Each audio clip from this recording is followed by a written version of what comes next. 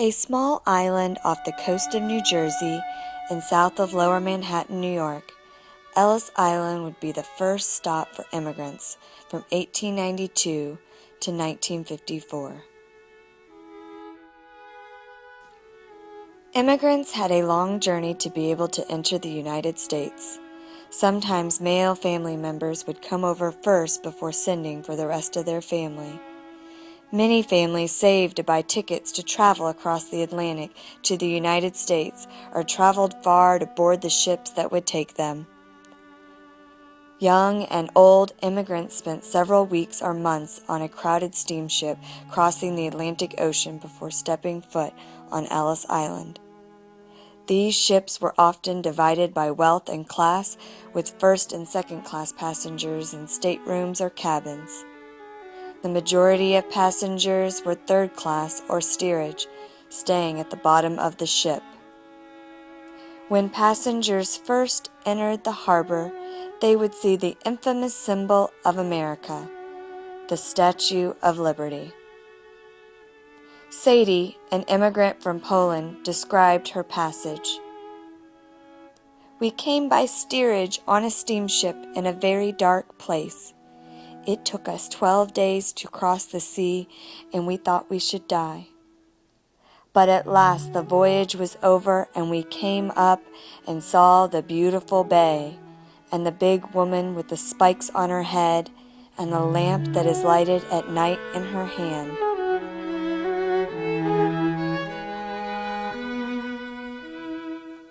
Once off the ship, passengers were given numbered tags and corralled into the building to start the registration process. People carried with them all their belongings that they had brought with them from their former country. Even as people moved along to register, officers and doctors watched and viewed passengers that may have been sick. After registration, doctors checked for contagious diseases or health issues.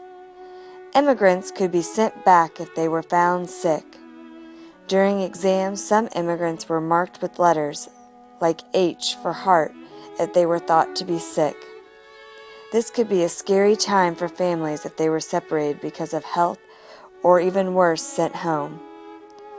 During legal interviews, immigrants were often called up by officers to be questioned. There were 29 questions that were asked, often with the help of interpreters. Where were you born? What is your occupation? How much money do you have? Once inspections were finished, immigrants were filed into the stairs of separation. The center aisle was for detainees.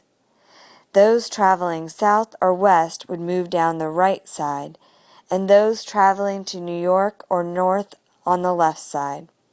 At the bottom of the stairs, immigrants could visit the post office or currency exchange before heading to the U.S. Many called Ellis Island the Isle of Hope, as they had left their homeland for new and better opportunities in America. For some, it was called the Isle of Tears, as loved ones were separated and detained. Stephen Graham from Britain described finally heading to New York.